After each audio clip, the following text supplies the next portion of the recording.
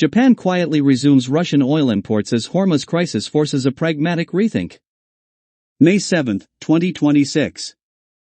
Japan has resumed limited imports of Russian crude oil, highlighting how rapidly energy strategies can shift during crises and underscoring Tokyo's long-standing stake in Russia's Far East energy projects. The move follows a major disruption in global oil flows after the closure of the Strait of Hormuz, which cut off roughly 95% of Japan's oil imports sourced from the Middle East. In early May, a tanker carrying Sakhalin blend crude produced under the Sakhalin II development arrived at Imabari on Japan's western coast. The cargo was received by Teo Oil at the request of Japan's Ministry of Economy, Trade and Industry, and is set to be refined into gasoline, naphtha, and other products.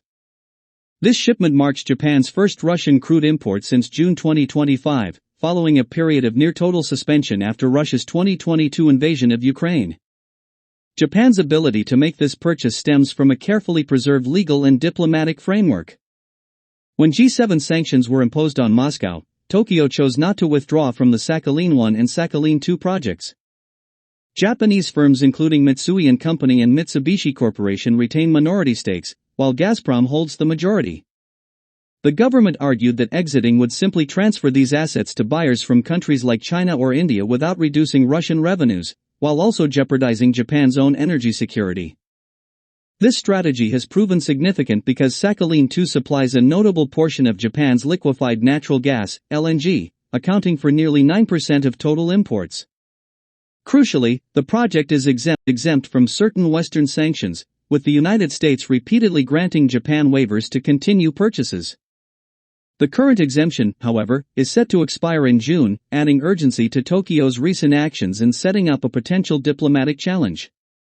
What was once a controversial decision has gained new relevance.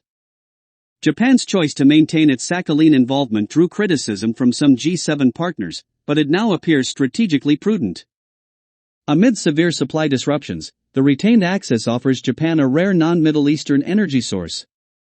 Prime Minister Sanai Takaichi emphasized the seriousness of the situation during talks with Anthony Albanese, noting the enormous impact of the global oil squeeze on the Asia-Pacific region and pledging coordinated efforts to stabilize supply. Although the Imabari shipment is relatively small, similar past cargoes have accounted for less than 1% of Japan's monthly oil consumption. Its symbolic importance is considerable. It demonstrates that the Sakhalin supply chain remains functional, that U.S. exemptions are actively being used, and that Japan retains a flexible alternative supply route unavailable to some other sanctioning countries. The U.S. position on this issue remains complex. Treasury Secretary Scott Bessent has stated that Washington expects Japan to halt Russian energy imports, even as exemptions enabling such purchases remain in place. This reflects broader inconsistencies in U.S. sanctions policy, where strict measures coexist with selective waivers granted to countries including India and Turkey to prevent global price spikes. Overall, Japan's response to the Hormuz disruption has been multifaceted, involving increased imports from the United States and diversification toward other suppliers. The Sakhalin import is just one element of this strategy, but it is also the most politically sensitive. Tokyo must balance its energy security needs against its alignment with Western sanctions and its stance on Russia's ongoing war in Ukraine.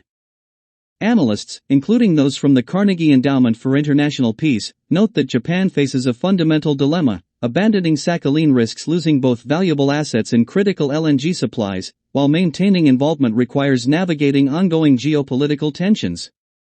By IntelliNews. Story by IntelliNews, May 6, 2026.